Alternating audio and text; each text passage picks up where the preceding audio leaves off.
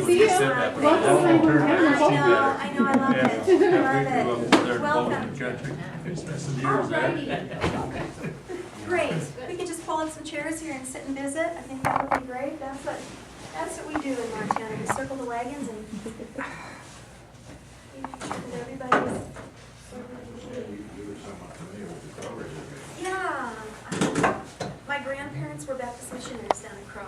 And so with my grandparents being there for 62 years, it was all World War II. And there's a lot of Japanese that are down there. So with all the internment and things. Yes.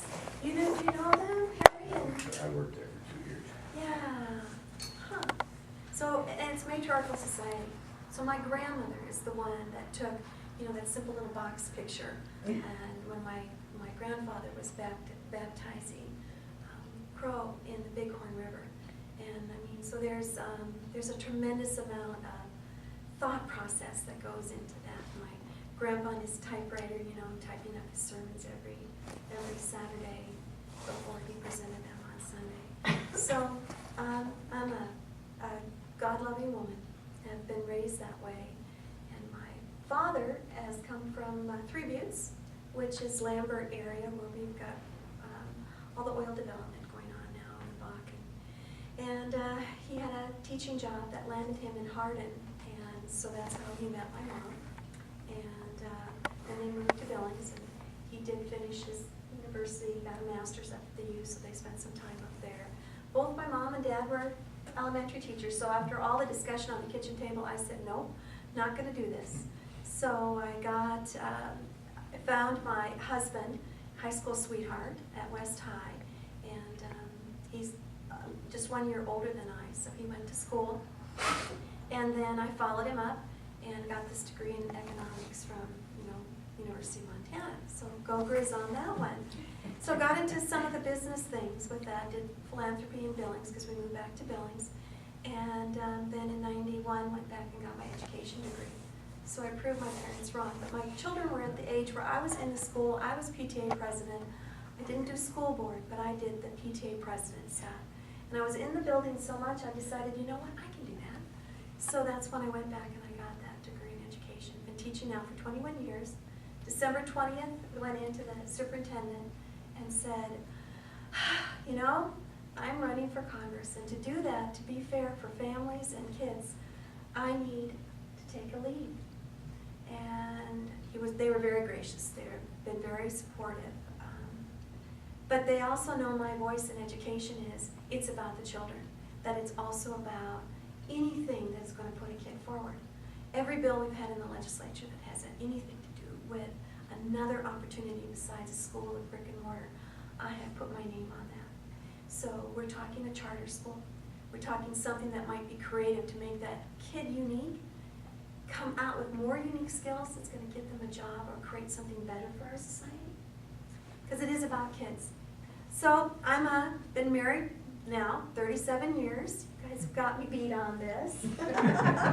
But she's not as old as we are. No, I'm 57 years old, so there's a lot of life experiences with that. But I'm a grandmother, and so I've been the daughter, I've been the wife, I've been, now the mom, and now I'm the grandmother. And the grandmother are 4 beautiful babies. My 4th one was born on the 10th of this last month. And this is the reason why I'm doing what I'm doing. Because when you look at your grandchildren and you look at those kids that are in that classroom, or whatever classroom they're in, what kind of opportunities are going to be there for them in 10 years? The way that things are going down the tracks right now. So my job is to make sure that there are more opportunities. Not that we're going to say our generation is done. We're not. We're rolling up our sleeves and we are working everything we can do. But this next generation needs us more than ever. So is education a pathway? It's a pathway to a job. I'm the jobs candidate. I'm the one that's going to say, if I have a good education that teaches unique things to kids, that's not a top-down, but comes from that community, bottom-up. And that's what Common Core does. Common Core is this top-down. But we're coming from the bottom-up because parents know what's best. Communities know what's best for kids. Then that job market should be opened up. So with the federal government coming in and saying, you must have this and you must have this as an employer, that is taking all those opportunities and making them so much smaller. So the opportunities of a job saying that, let's do something that the EPA, when it comes to anything environmental, shouldn't do, can't do. It's that strong voice citizen. Here, it's about water. In eastern Montana, it's still about water. Water is a thing that flows all the way through. The other part of it is, I've got a bird with sage-grouse that's right now. And the EPA is doing a war on my private landowners. It's also doing a war on public lands. Can't do that anymore. We need access. Like I was sharing with you, I have a brother that's paraplegic. He's an avid hunter, avid fisherman. Kayaks and everything and anything he can get. Just spent a weekend in Yellowstone Park. If he can't have access, then we can't have access. So it's extremely important that access to our public lands occurs. So I'm all about jobs. I'm all about being that normal person that is trying to do something here to put normalcy back on that insane stuff that's happening back in DC. I haven't changed. I've been in the legislature for 11 years. I've not changed. I've gotten stronger in my viewpoints and in where my Constitution is, and where the United States Constitution needs to be followed. But I've not wavered. I've not changed. I'm not a special interest group. I'm not self-funding my campaign. I'm out here because I'm the Montanan that's been born in Montana, raised in Montana, educated in Montana, works in Montana. So I'm just like you. And I'm not going to put any other spin on that than anything that, you know, in 5 years or whatever else. It's still Elsie. And, you know, we could go on. You know, I do look different. I talk different. But I'm really steady. And I know what I'm focused in on. And I'm focused on that future. That future is jobs. That future is that child that's in that kindergarten class right now. We must prepare that path right now for that kid to have what we've had and what they're going to have better. So that's me. I love to listen, and I've done a lot of talking right now, but my job is to hear what your questions are, to hear what your concerns are. And I know, you know, they might say that there's a war on women, but let me tell you, we are not victims. We are ones who work hard within our families, in our communities, and in our state. And that voice is so steady and so strong that it's one that's going to get heard. So send me to DC with the delegation that we have now, and I will work with anybody, unwavering. There's a rock in the middle of the road, you find a way to go around. They say, you know, God closes the door, God shows you a window. You just have to have the fortitude to be able to look. I know I can do that as well. So enough of me talking. Love to listen. Ideas, thoughts. Come and sit down. Oh, I don't want to be seen. Oh, I know. And I gave him so much trouble at lunch yesterday. I know. He can handle it. Ready to kill it up. I know. He can handle it. He's got, yeah. No, Dan. Well, yes, yes, for sure. His wife works in the schools. My conservative voting record, I mean, that's the other part, I have never flip-flopped on anything when it comes to a state budget. My voting record is something that is where it's been. My prescriptions glasses have changed over the years because you read the bills. You find out, I've always thought that a piece of legislation is like a rock. You just don't know how big that rock is and how much rippling it's going to be. So to contain all of that, you make sure that you have very good structured legislation, and we discuss it before it happens. And it has to be the issue that pulls out of that. But you know where you're coming from, and you are led by that, and that's what I've always done. So You just touched on something, Elsie. I think there needs to be a limit to how many pages can be in a bill. And if they have more than they want to bet, they should introduce it as different bills. I know, but- Oh, how you could read 2,700 pages? I know. And not every person that governs, has the same work ethic either. So that individual might be led, on party politics or be led on a special interest. That's not what it is about. I chair ethics. I think that's something that's also lost in DC. I know from where I've come from that ethical part of what you say and then how you do it matters. And I believe that that's where we need to also have someone that goes to Congress that can put that out there, and there's no doubt in your mind of when they say something that that's where they're coming from. And I think we're missing that. Across the United States, we're missing that. I haven't heard you say anything with respect to fiscal policy, and how are we gonna get rid of this mentality that the government can just print money and spend it with no accountability? I know. But the debt is overwhelming. Like I said with my granddaughter, that was just born, $54,000 was the bill from the federal government that was given to her on her birth date of that $17 trillion debt. Now that's wrong. It's insidious. It doesn't make sense at all. So how can we go ahead and do that? It's not gonna happen in one session. It's gotta be something that's gonna be long-term. That's the goal with where we have to be with it.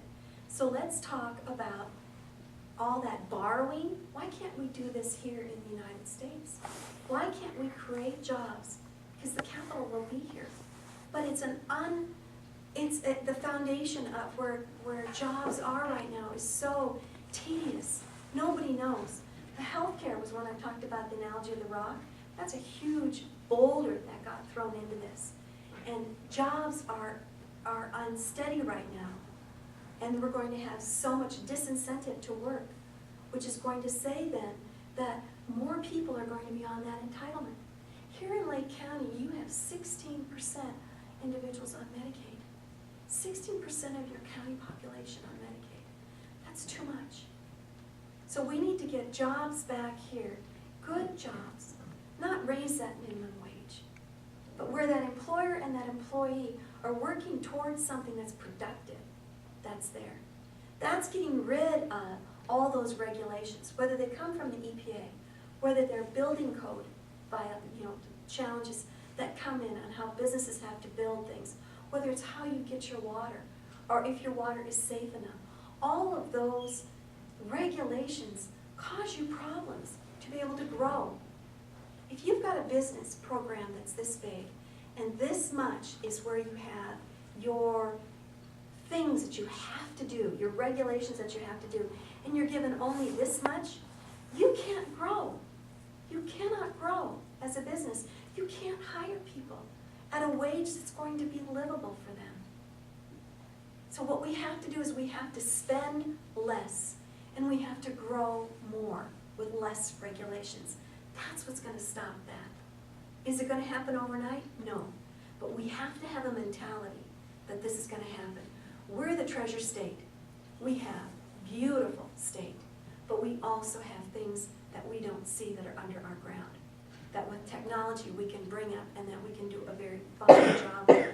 They're great jobs. We have a wonderful ally that we're not treating very well, which is Canada. Alberta, especially with that pipeline. We need that ally. Our nation and our world is at unrest. Why should we be dependent on oil from countries who want to cause America harm? Why not work with our allies? That pipeline will help 7 counties in my area with property tax and infrastructure that will help build their communities and have long-lasting things. We need to make sure that we strengthen our allies and that we do not give things to other countries that have an intent to harm us. Why should we do that? That's another way to cut that.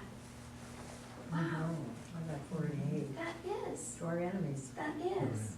That is. Well, thank you for coming. I appreciate it. And your name is? Chip for John. Nice to meet you, Chip. Glad Thank you. Took Thank you. time to come to Polson. Well, It's the state of Montana. Yeah. And it's beautiful. I'm a flatlander, I get to see a little bit of the Bitterroot that's there, but this is beautiful. This is definitely God's country. Yeah, we kind of think so. Yeah, and you know, I did 1 year, okay, so I can do that, but it is a go Grizz. But I did 1 year, but what a wonderful thing, and their enrollment's up, you know, the ag program, everything that they're doing there, it's good. They're on the road to success. They know that our industry is there. They have been. They're on the road. Nice to meet you, You bet. thank you, Nice to meet thank you guys. you. You know, Elsie, one thing I cannot understand with Obamacare. The Republicans came out with a plan that I think they were hoping to attach as an amendment. It was 219 pages. Back in '08 or '09, when Pelosi, Reid, and Obama were in control, and it was before they passed it. And of course, they weren't allowed to do anything with it. Pelosi locked it up, and it never saw the light of day. But it was 219 pages, and at the time, we read it, and, you know, Irv's been in medicine, and they were addressing the things that needed to be changed. And why are they being quiet? Because they keep getting knocked all the time. Well, if you're against it, what are you for? And why don't they bring this out? You know, I think there are more than 100 bills that have been passed by Congress that are waiting on Harry Reid's desk. Oh. That won't even, and a lot of these are the issues, the same thing. You know, we talk about, this is not a health care bill with Obamacare. This is indeed an insurance bill. And it's not making Montanans healthy. It's not making Americans healthy by any means. What it's doing, it's another top-down mandate. And yet they won't allow insurance across state lines. They won't allow that market thing, even though they want a federal insurance thing. They won't allow 92% of our businesses in Montana are small businesses. They won't allow them to pull together so that they can have a better buying power, just like the big businesses do. So there are all kinds of challenges that could be with that. Even talking about tort reform. You know, we've talked about defensive medicine. You know, when somebody comes in and they say every single test has to happen on you, and you know, you trust your doctor, you trust your healthcare provider. But the problem is they're not allowing, those regulations are not allowing things to flow, could make it better. The other thing is, our economy could be healthy.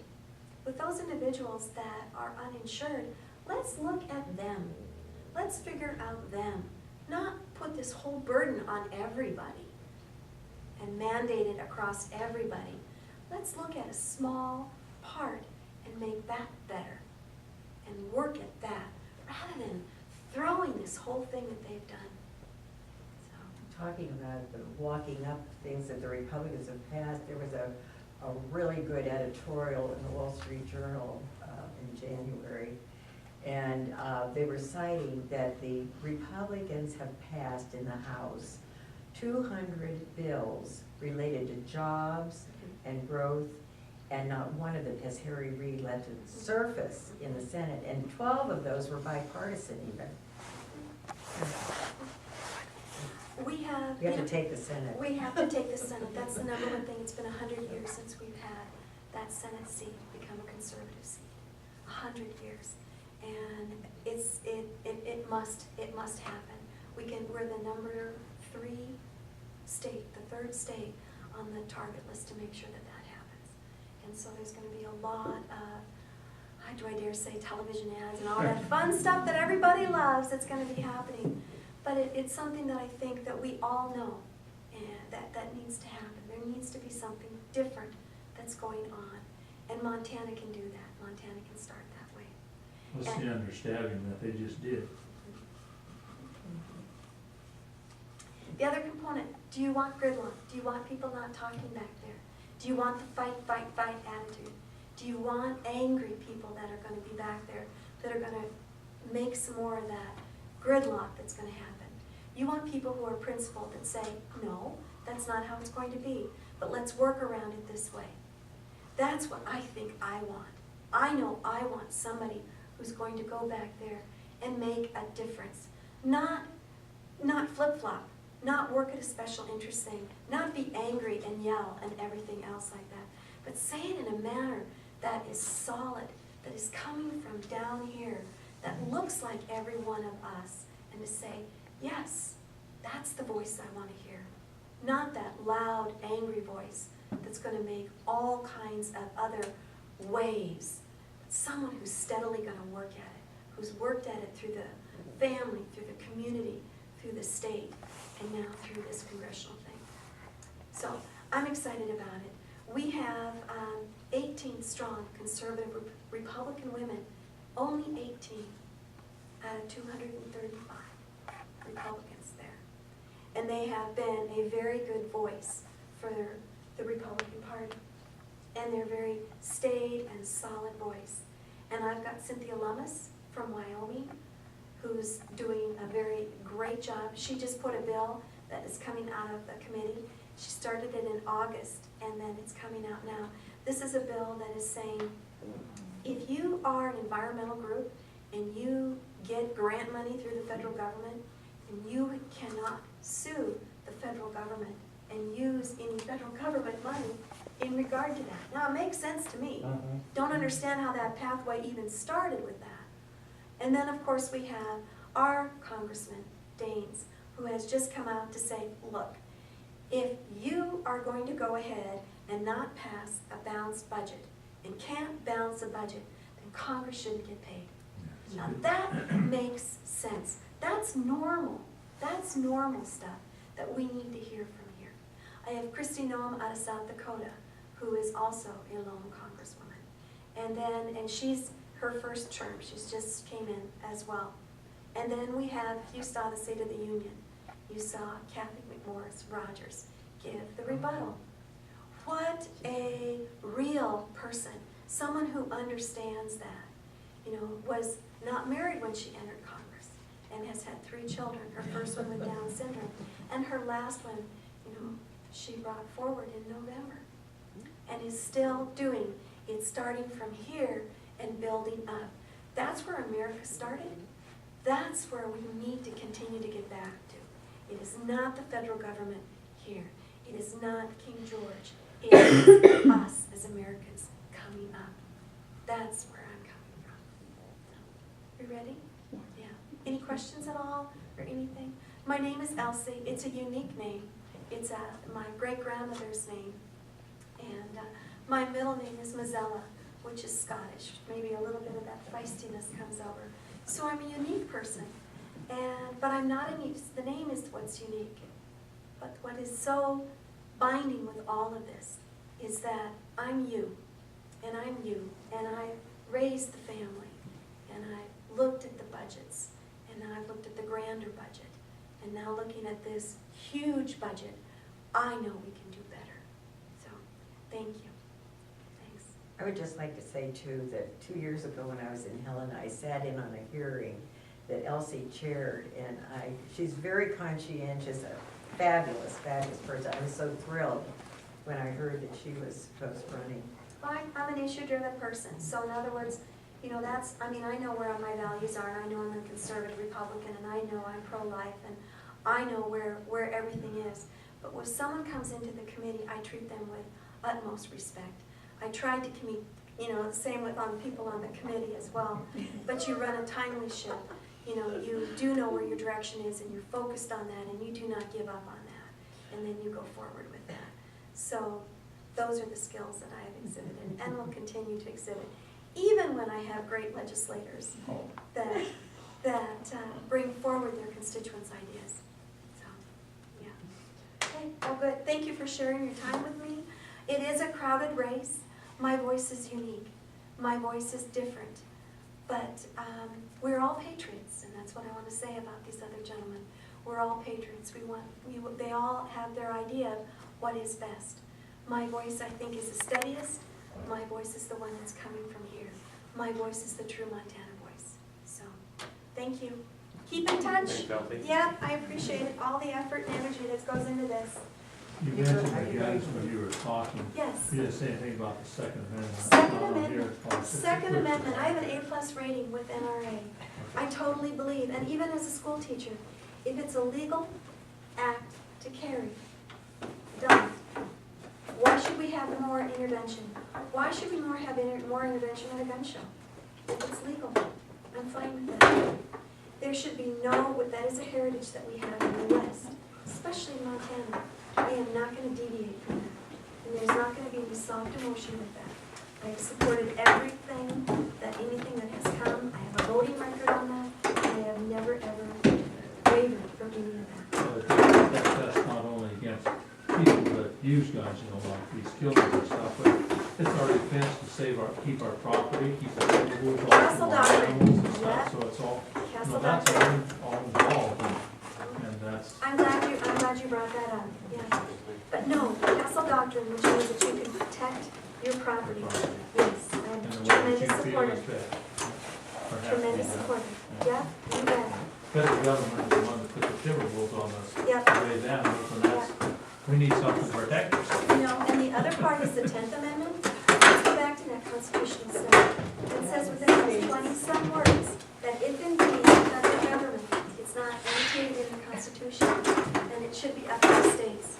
That's what the federal government is trying to do. They're trying to make Montana decisions back there through that East Coast mentality.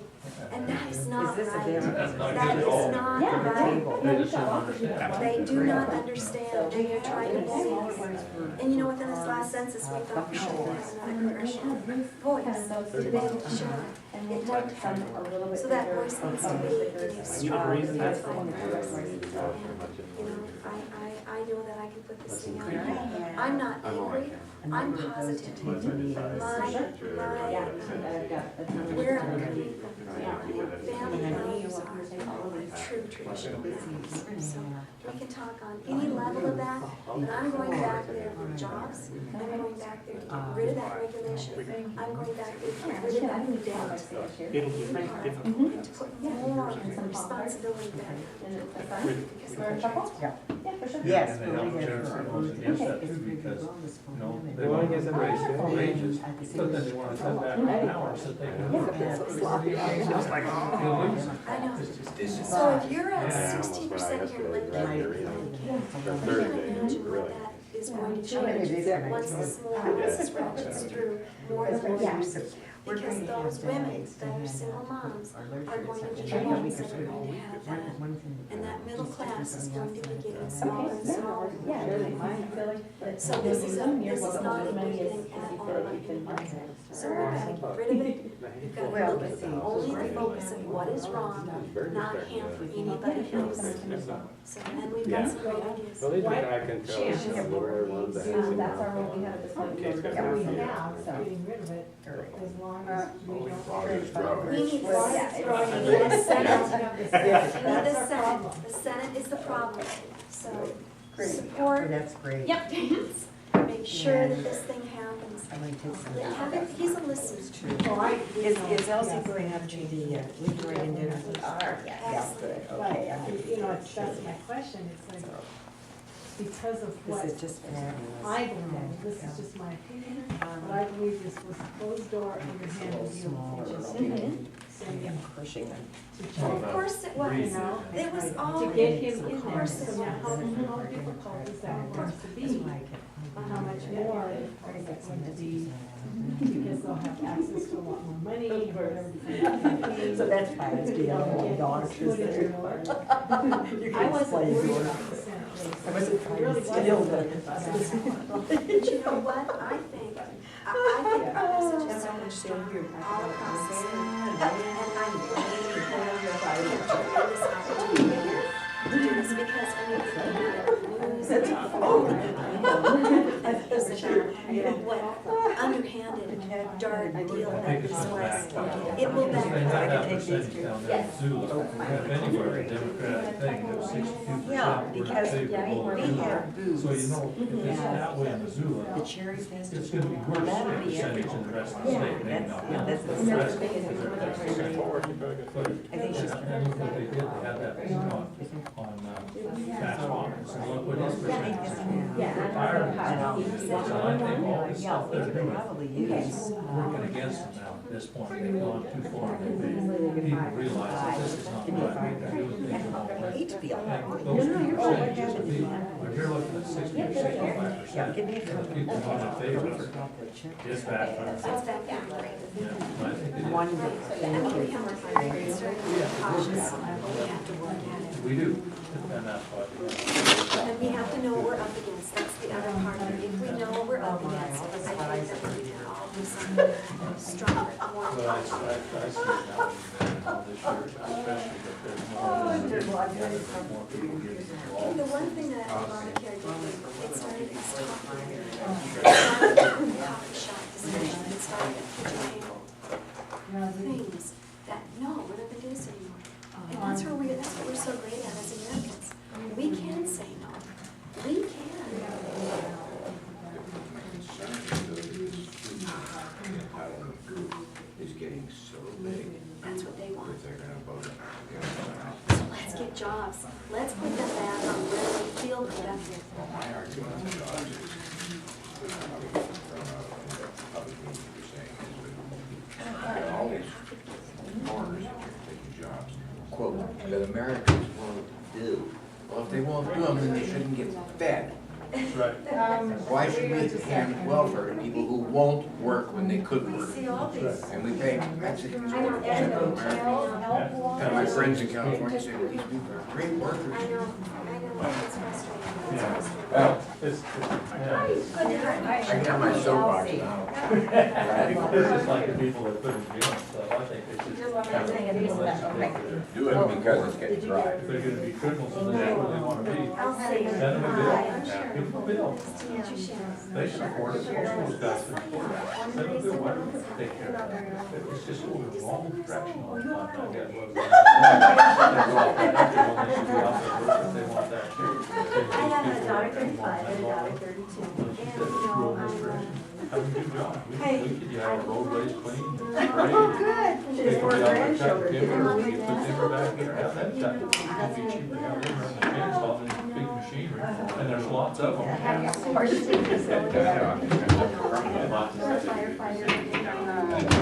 for this whole country. Yeah, if they want a paycheck.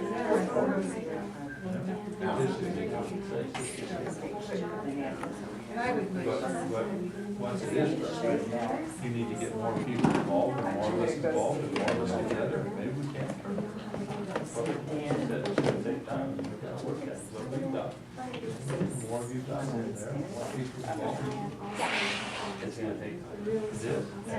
But we've got to decide, because our kids, they're in trouble.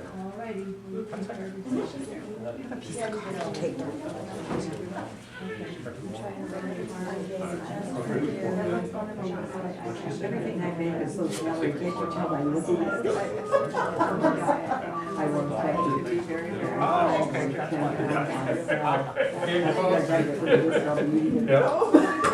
I'm retired, so it's like. How are you doing? Good. Good to see you too. These meetings. Good to have your voice in the water stand too, helps you. I'm a sister. Just want to work My out. last name is Back and working for us more than that's what I'm doing. They live close to the Yellowstone, they did live at the Yellowstone place, but now they live No. close to. I think we're gonna go out to Yeah, we have, I have a pile of things that we're gonna take. Is that still? Yeah. He was a stockbroker with Dave. Yeah. Well, it's not.